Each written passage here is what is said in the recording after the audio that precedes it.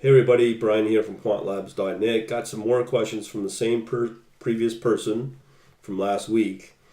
This time it's concerning hardware and different options when it comes to setting up a trading server. Now, I'm by no means an expert in this field, but I will give you hopefully some pointers to help you look in the right direction. Now, I'm in Toronto, so I'll talk about one vendor, but they're pretty good to show you the different options that may be available to you in the world of high-end servers, workstations, as well as used and new. So let's go over this. I was wondering if you figured out what you're going to do about your server. I'm going to talk about that in a little bit, about the kind of options that are available. You talked about getting some kind of cloud solution on top of a hardware server. I think you mentioned something like redundancy and failover on Linux Ubuntu. You said you probably would be able to find things like this at Canada Computers. I'll talk about them in a minute. So where would you go, and what are the economics associated? Could this be done for under $1,000? What hardware, software options would be needed? A colleague said that I could buy a RAID card to put into the computer with proper software and cooling so it could run 24/7 as a server. Okay, I responded, and then he said, I guess this is not a decision to be made over a short period of time. I'll talk about that in a minute as well. I've worked in the graphics department that has tons of data. So the first thing to come to mind was a RAID server. The only thing I don't know is the option at and whether I need a very specific solution. Okay, so let's talk about first the operating system. I've talked about this a lot. Of course, we've talked about Windows. We've talked about Linux and Mac. Now, if you've been following along the last few videos, you'll know that I talked about I want to use Mac or Apple technologies in my front end, specifically the front end for using both Mac OS as well as iOS for either iPad or iPhone, just due to the fact of that's pretty well where the market's going in terms of desktop versus mobile, with the security in that, with security with the debate of Apple versus Android.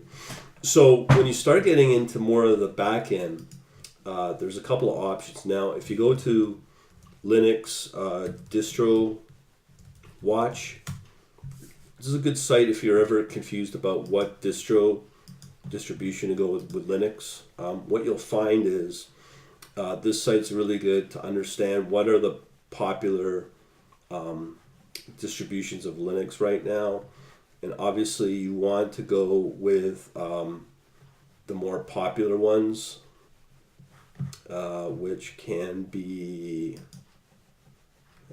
let's see if I can find it, but you can filter it by popularity. So that's one way to do it. But let's talk about Ubuntu and some of the other popular. Here we go. So these are the popular options by or popularity or ranking. So Mint is number one, Debian, Monero, I've never heard of, Ubuntu, and then OpenSUSE.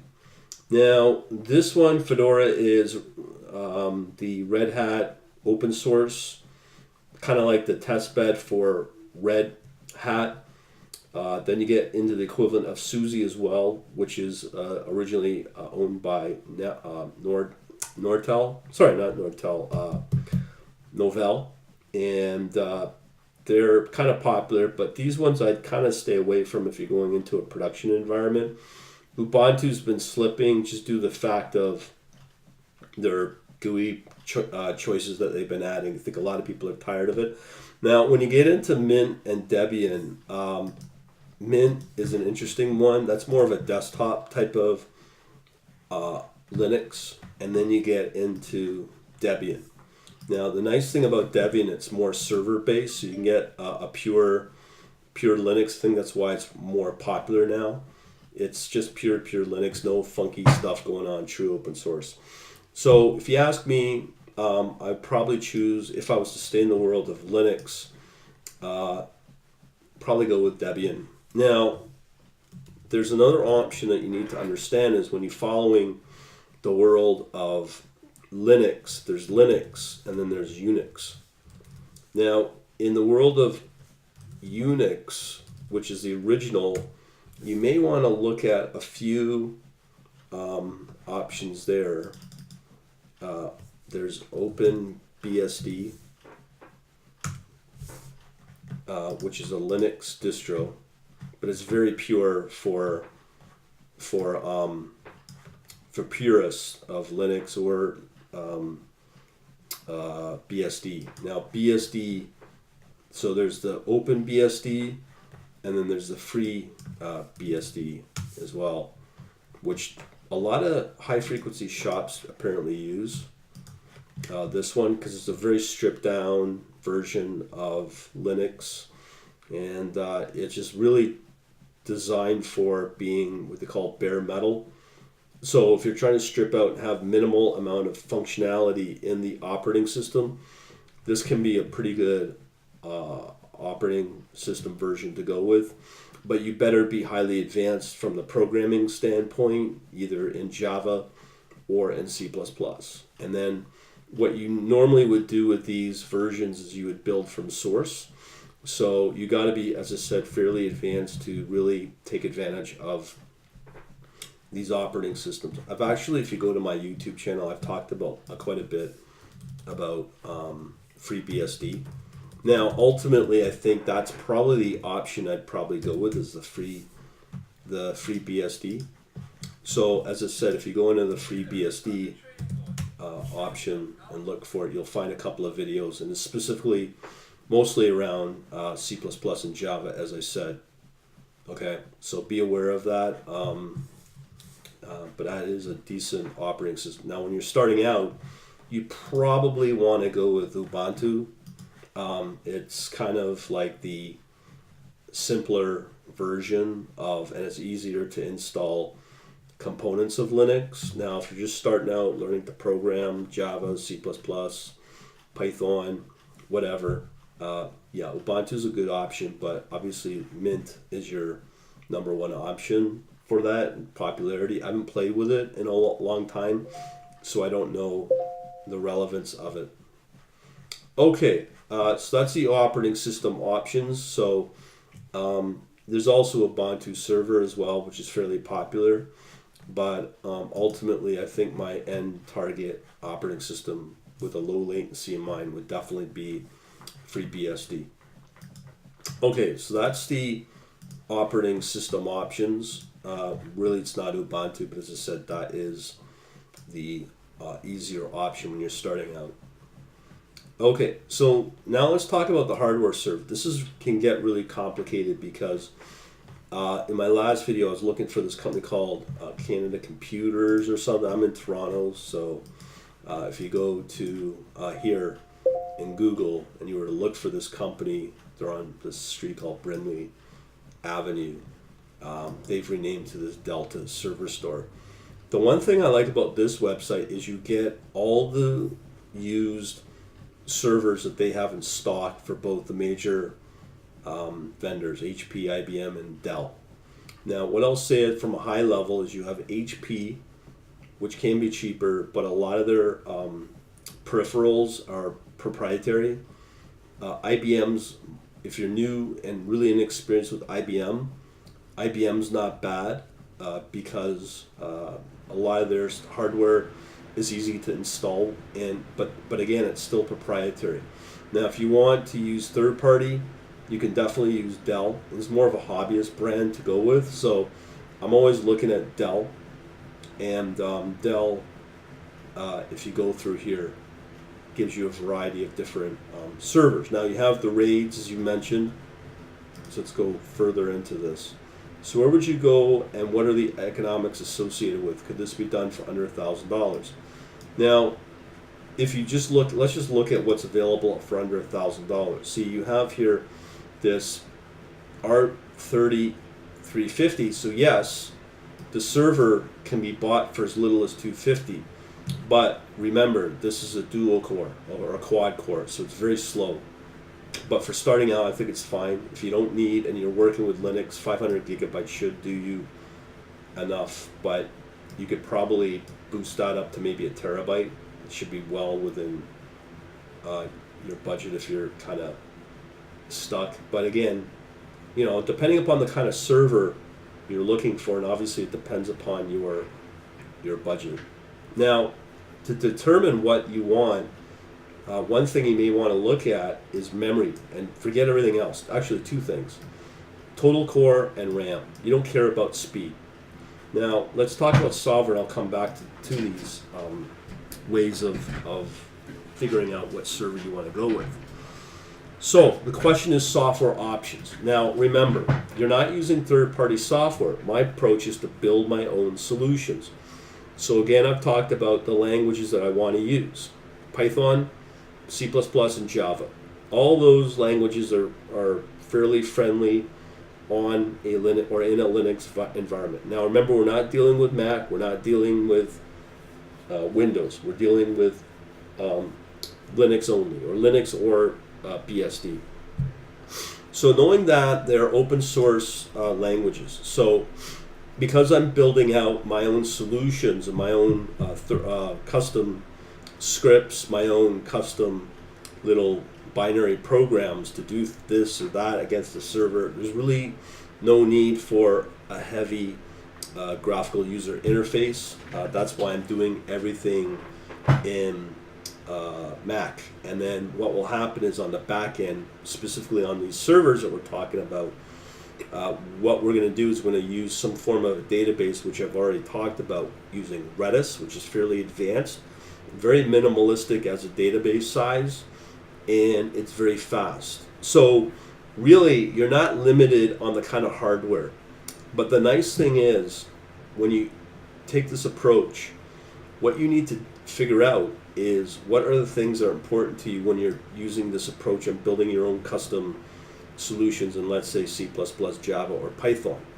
What you're looking for are two things. Coming back to what we're looking at is the total cores and the RAM. Now, again, this is when you get into a very low level latency kind of mindset. On top of that, being able to take advantage of the total cores.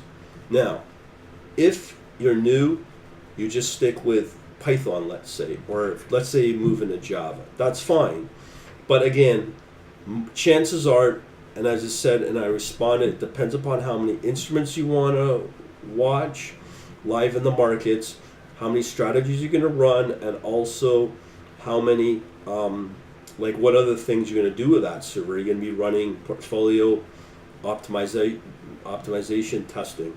Are you going to be running some kind of heavy risk management processing, and maybe some other kind of testing, maybe to find some kind of machine learning solution?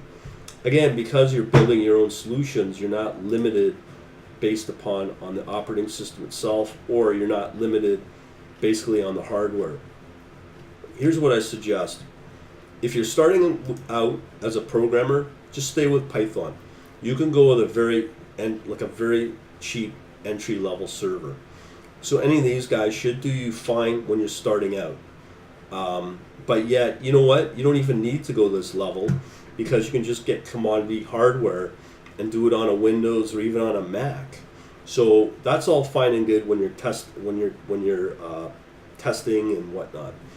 As I said, once you start to scale up into more testing, as I said, portfolio optimization, weighting, or some kind of risk management solution, you may want to start looking at these kind of servers in a Linux environment if you are going to use your own programming scripts, or eventually maybe your own programs, which are like a binary file, like an separate executable.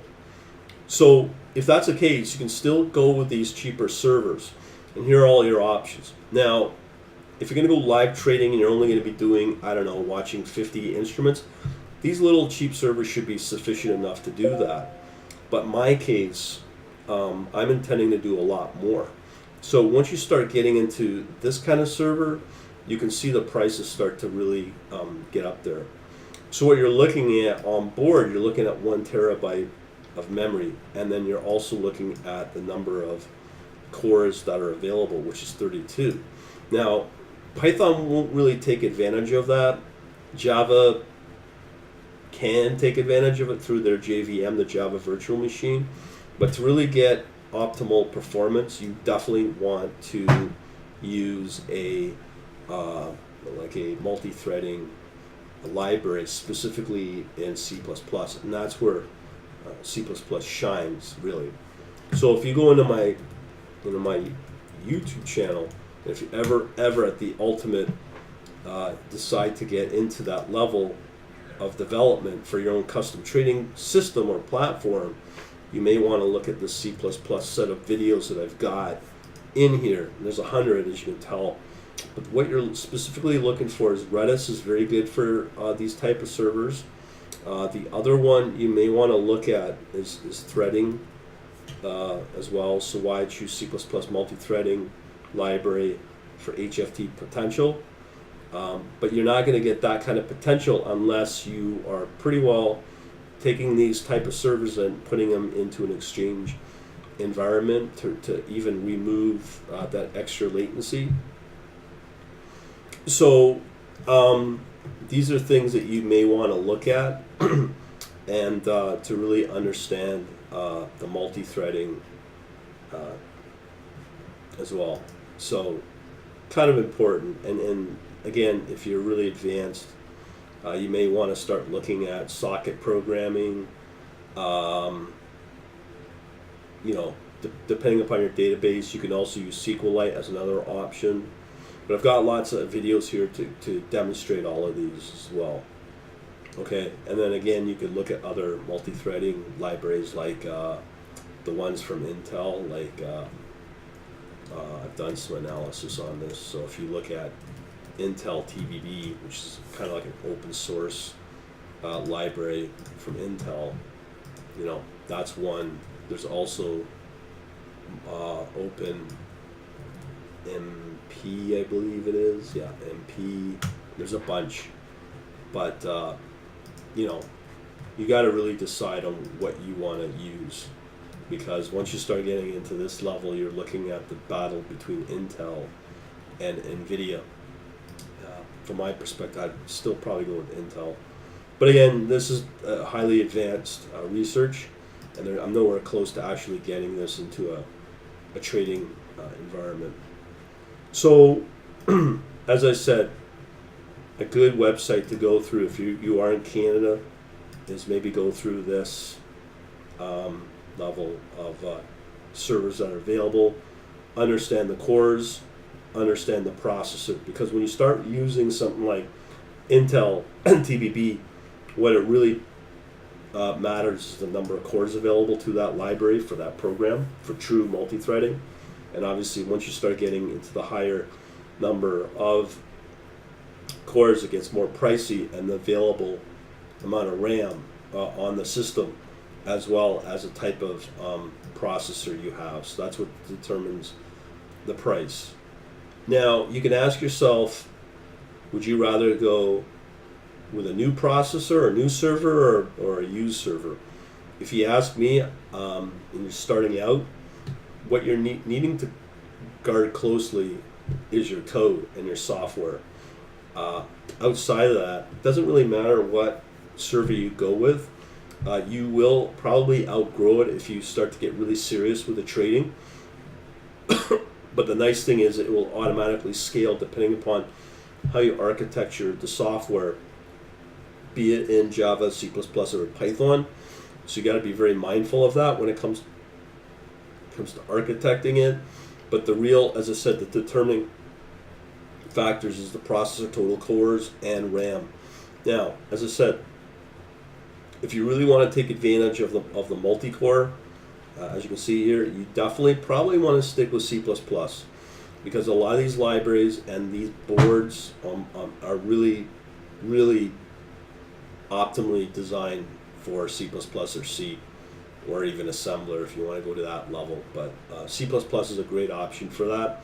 And then you get into the debate of Java and Python and all that. That's all nonsense, I'll tell you, from my research, because there's just the Java and C++ debate. They'll basically fight tooth and nail over it. But if you want my perspective, you want to definitely go and stick with C++ for that. Okay, so let me just go through this to make sure I've answered everything. I think I've done. Colleague said RAID card, putting the computer with proper software and cooling. Yeah, that's if you're custom building it. I don't think you need to go that level. If I was to do it, which I plan to, I would just rather stick with like secondhand servers because they're already customized optimally, and that's a nice thing about this. And you start small and then just add on to whatever servers, but do realize that these are very expensive, and some of them, depending upon what year they're made, they can be, you have to consider the efficiency of the servers as well.